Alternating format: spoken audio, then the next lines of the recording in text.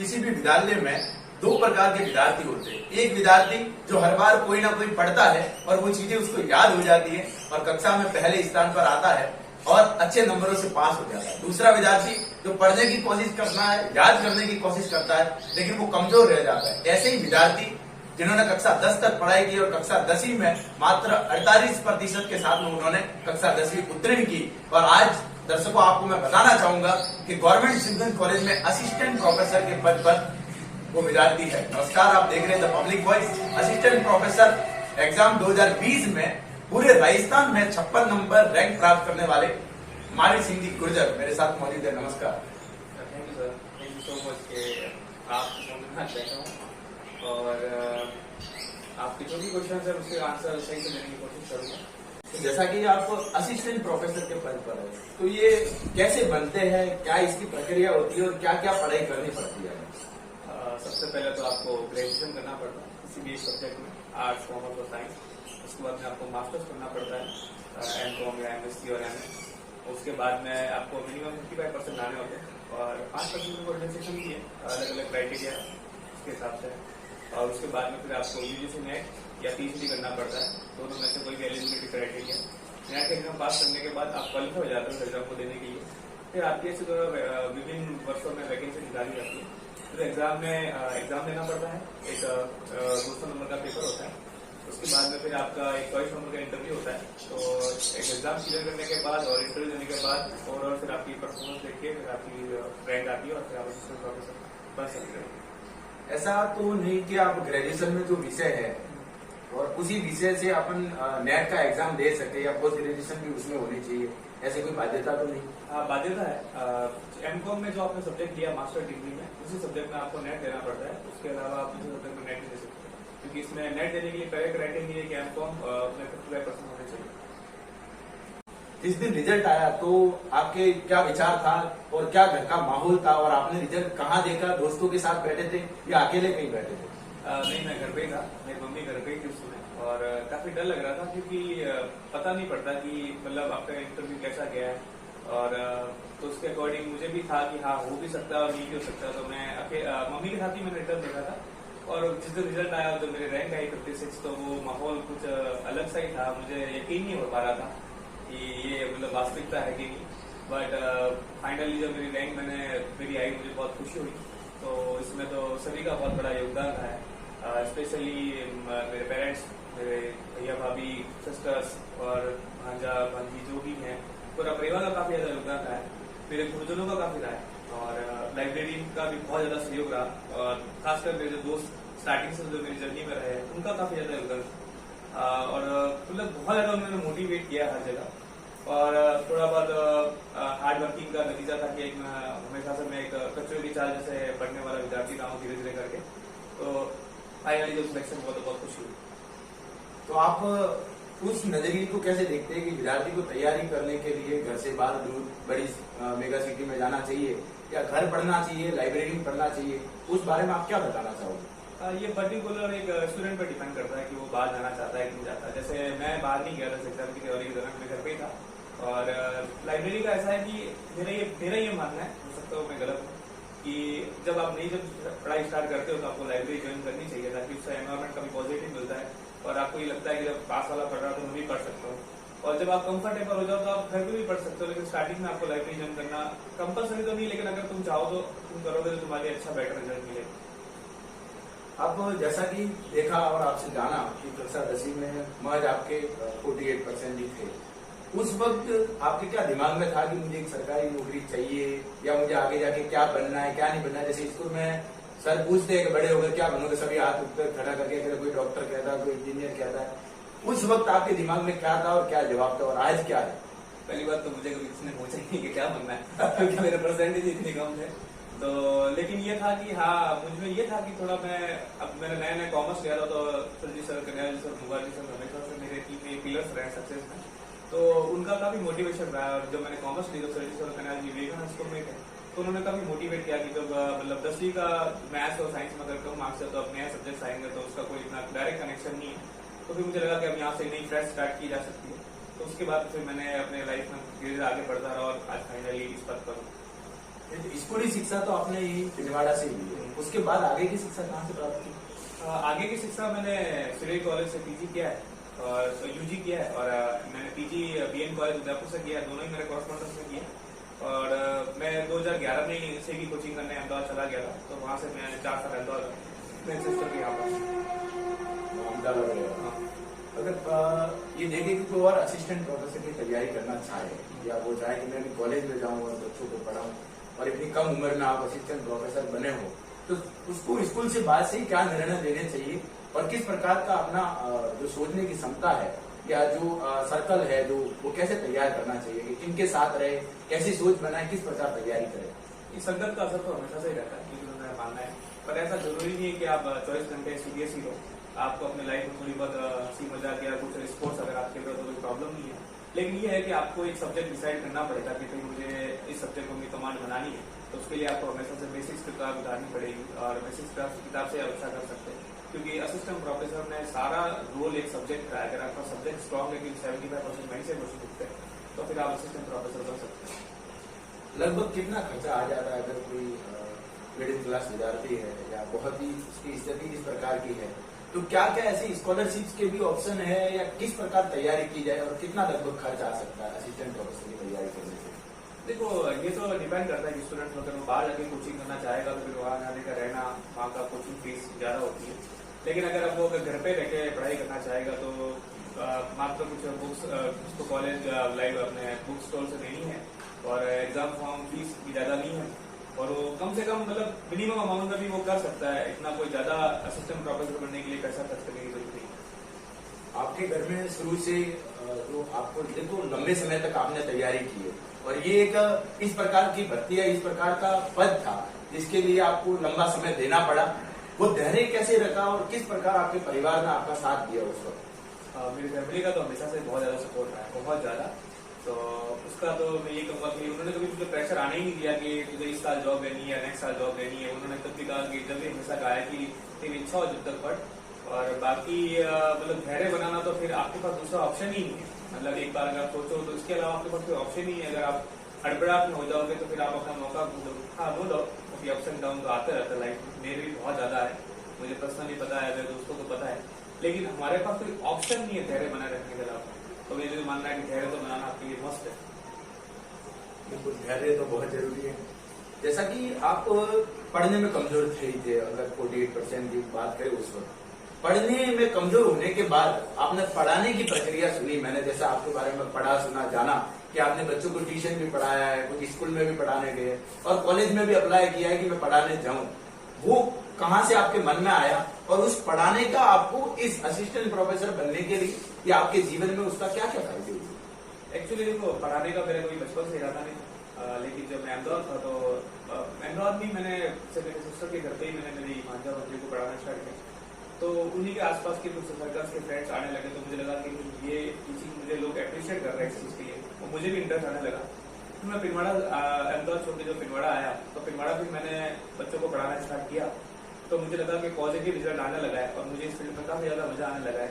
और कॉमर्स जब मैं वहां से करके आया तो मेरा आई थिंक बेसिक काफी अच्छा ही था, तो रिजल्ट भी काफी अच्छा रहा बच्चों का। तो फिर मैंने स्टार्ट किया, फिर मैंने विवेकानंद स्कूल में अप्लाई किया, तो सर ने मुझे फिर मौका दिया, टीचर सर ने फिर वहां मैंने पढ़ाया। तो मेरा असिस्टेंट प्रोफेसर में टीचिंग का बहुत बड़ा रोल है, क्योंकि जो बेसिक्स होते हैं किसी भी किताबों के सोर्स वो मुझे पढ़ाने से ही मिले। आई थिंक अगर मैंने पढ़ाया नहीं होता बेसिक्स तो मुझे इतनी अच्छी मतलब इतनी अच्छी रैंक या इतने अच्छा कॉन्फिडेंस नहीं आता सब्जेक्ट पे। तो टीचिंग का मेरी लाइफ में बहुत बड़ा रोल है। तो पढ़ाने की बात से ये है कि आपने सीधे असिस्टेंट प्रोफेसर के बारे में सोचा, आपको किसी ने फोर्स किया या बार बार कहा तो होगा कि आप रीट दीजिए या स्कूल शिक्षक बनने के लिए आप उसमें भी देखिए या रीट का एग्जाम दीजिए, आपने इतना बड़ा रिस्क कैसे लिया कि मुझे असिस्टेंट प्रोफेसर ही बनना है?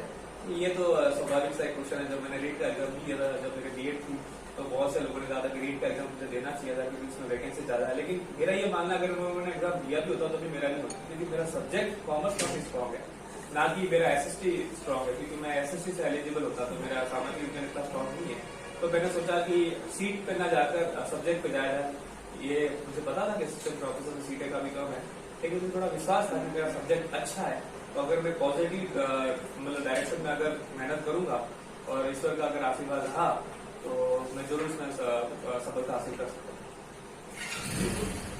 असिस्टेंट प्रोफेसर के लिए जैसे कि पहले आपने रिटन एग्जाम हुआ और अंत में जब इंटरव्यू हुआ, तो हम बात करते हैं कि जब आरपीएससी या बड़े बड़े इंटरव्यू या कोई भी इंटरव्यू है, तो इंटरव्यू सेक्शन में लोगों के मन में जो भ्रम रहते हैं कि इंटरव्यू में क्या सवाल पूछेंगे, क्या नहीं करेंगे, या फिर इंटरव्यू में जो आम लोगों में जहाँ पर जो जिन्होंने इंटरव्यू के बारे में इतना कुछ जाना नहीं है, या बच्चे भी डराते हैं, समझते हैं कि वहां पर तो आपके जान पहचान होने चाहिए, चेक होना चाहिए, पैसे लगते हैं, ऐसा करता है। ये इस प्रकार का क्या ये भ्रम है या ऐसा कुछ आपने भी अनुभव किया? ये पूरी तरह से भ्रम है। मैं अगर बोलूँगा मेरा इंटरव्यू काफी फेयर हुआ है, और मेरा क्या मेरे बॉस से जो सहपाठी उनका इंटरव्यू काफी फेयर हुआ है। ये सब भ्रामकता है, ऐसा कुछ भी नहीं है। अगर आपने मेहनत की और आपके सब्जेक्ट में कमांड है, तो इंटरव्यू में काफी तो बेसिक्स के क्वेश्चन पूछते हैं और आपको मोटिवेट, आपको शायद को कोऑपरेट भी करते हैं काफी हद तक। तो मेरा इंटरव्यू काफी अच्छे से हुआ और उन्होंने मुझे कोऑपरेट भी किया। मेरा जो अजमेर में इंटरव्यू हुआ वो काफी अच्छे से हुआ। तो ये साथ मैं पूर्ण तरह से इसको निकालता हूँ, एक सब भ्रामकता है, ऐसा कुछ भी नहीं होता है। ना आपको चेक की जरूरत है, ये सिर्फ आपकी मेहनत है और ये काफी फेयर इंटरव्यू कराया जाता है। जिस वक्त आप तैयारी करते थे, लाइब्रेरी जा रहे थे, वहाँ आपके आस पास बहुत से ऐसे विद्यार्थी थे कि जो भी किसी न किसी भर्ती की तैयारी कर रहे थे, तो कई बार ऐसा लगता है कि आपको देखकर उस विद्यार्थी में कि ये यार इस पद के लिए नहीं बना, इसको और किसी वैकेंसी की तैयारी करनी चाहिए।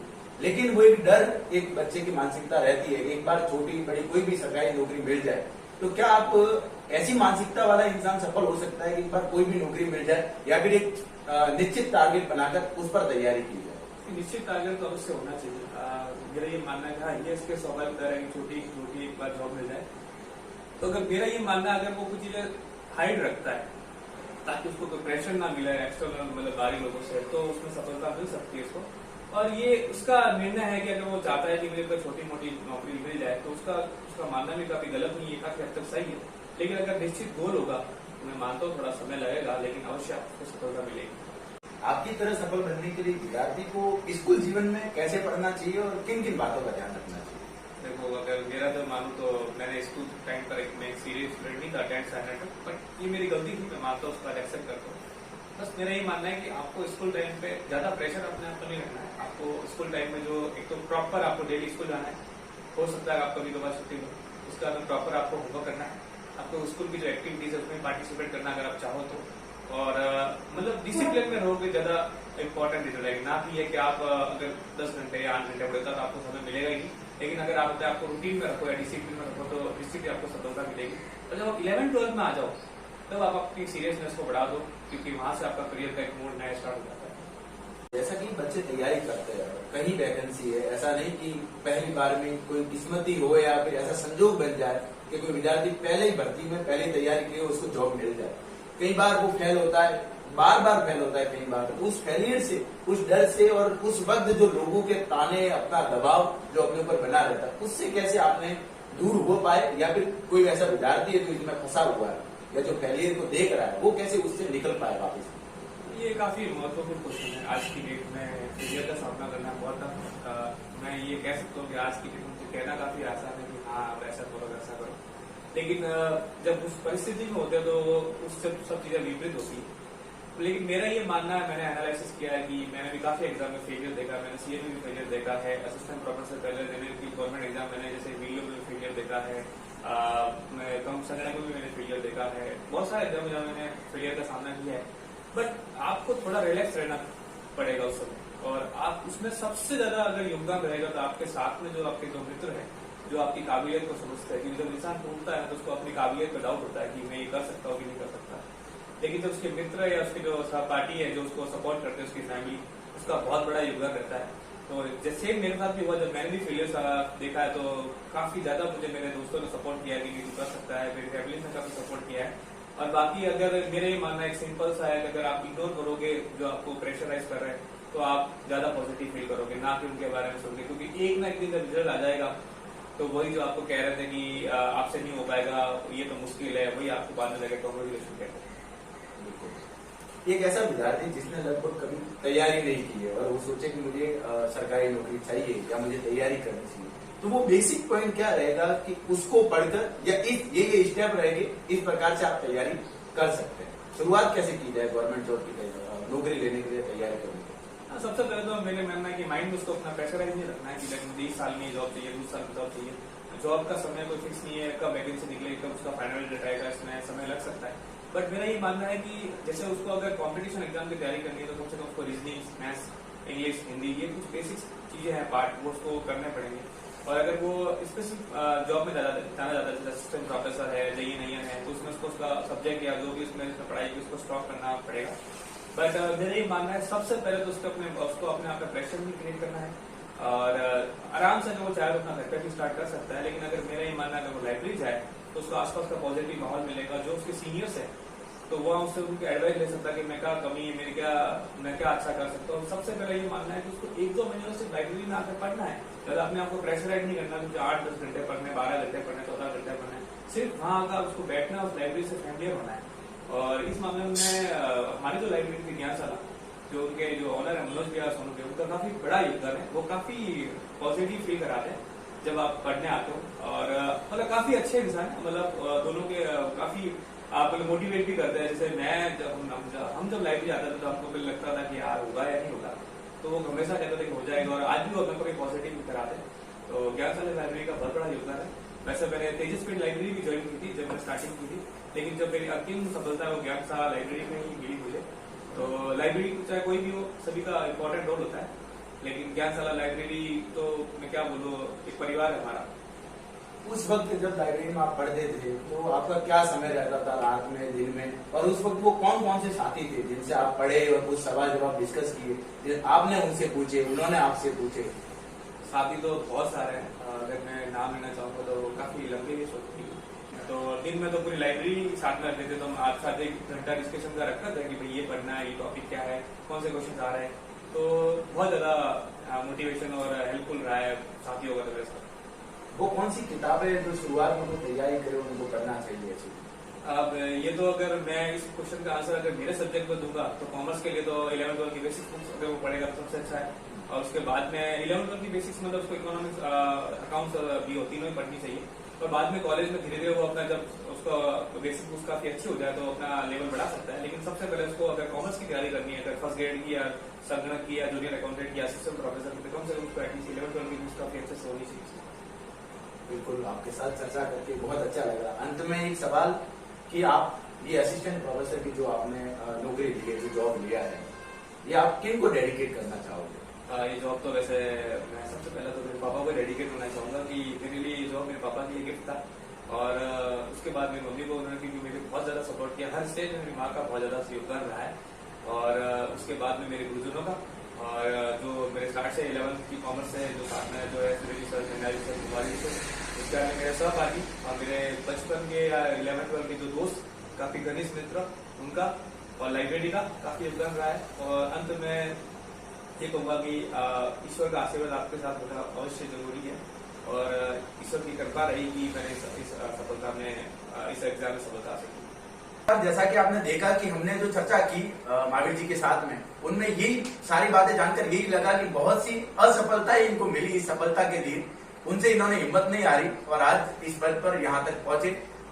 आप देख रहे थे द पब्लिक वॉइस, मेरे साथ कैमरे के पीछे मोनिस खान। धन्यवाद।